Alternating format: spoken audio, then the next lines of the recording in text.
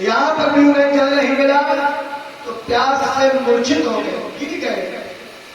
मेरी नजर पड़ी, पहले तो मन में आया मार के खा जाऊं, लेकिन फिर सोचा ये चक्रवर्ती राजा है, समाज को इनकी विशेष आवश्यकता है, इसलिए राम मैंने तुम्हारे पिताजी को मार कर खाने का विचार करा दिया, बल्कि उल्टा मैंने उनकी सेवा की। मेरे मन में उनकी सेवा का भाव आ गया।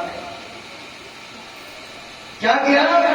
पहले तो उनके मुंह में जल डाला, फिर मुंह में जल छिड़का, और उसके बाद बड़ी देर तक मैं पल्लू से हवा करती रही।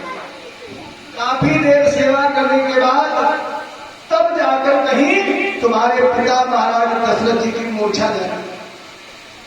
जब उनकी मूर्छा जागी, हमें सेवा करते हुए पाया, तो जिस प्रकार से तुम कह रहे हो कुछ मांग लो, इसी प्रकार से तुम्हारे पिता महाराज दशरथ ने भी कहा था कि कोई वरदान मांग लो। राम, उस समय मैंने तुम्हारे पिता से 14 वर्ष के लिए अयोध्या का सिंहासन मांगा था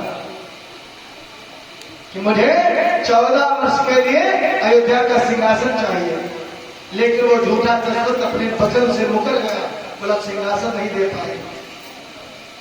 अब तुम ही बताओ राम कि तुम्हारे पिता सत्यवादी हैं या झूठवादी? वचन से मुकर गए।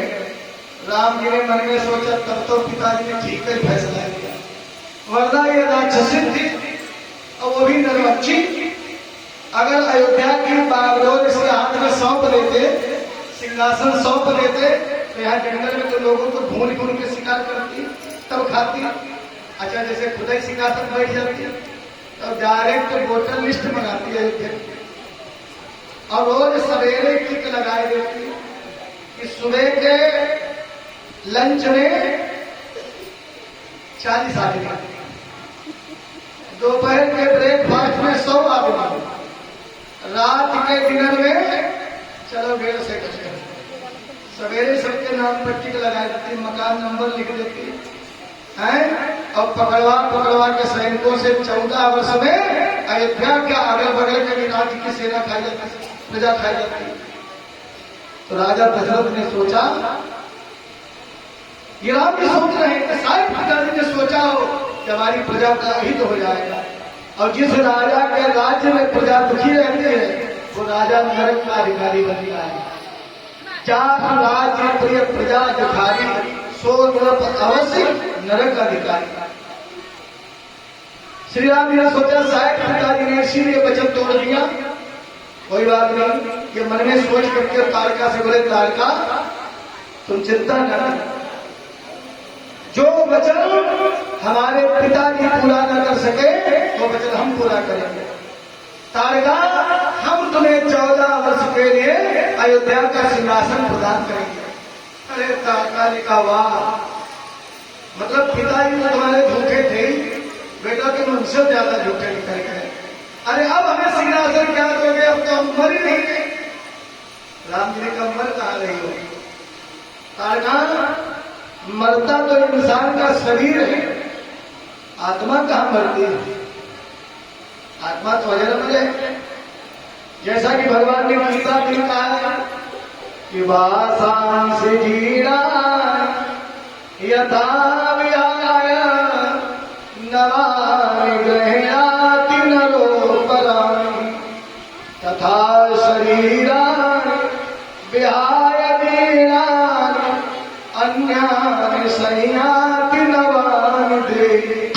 अर्थात जिस प्रकार मनुष्य पुराने वस्त्रों को त्याग कर नवीन वस्त्र धारण करता है, ठीक उसी प्रकार ये जीवात्मा पुराने शरीर का त्याग करके नया शरीर धारण करती है। तो आत्मा मरती कहाँ है? और किसी के औकात भी नहीं जो आत्मा को मार सके। कि नैनम चिंतन्ति शस्त्राणि नैनम दहति न पावकः न चैनम क्लेदयन्त्यापो न शोषयति मारुतः। न तो इस आत्मा को कोई शस्त्र भेद सकते, न इसे अग्नि जला सकती है, न ही जल गीला कर सकता है और न वायु सुखा सकती है। इसलिए दाता तुम्हारा शरीर मर रहा है, तुम्हारी आत्मा नहीं। हम तुम्हें वचन देते हैं, वरदान देते हैं कि तुम्हारे इस शरीर के नष्ट होते तुम्हारी अस्थियों के ऊपर ध्यान देना, सुनना, तुम्हारी अस्थियों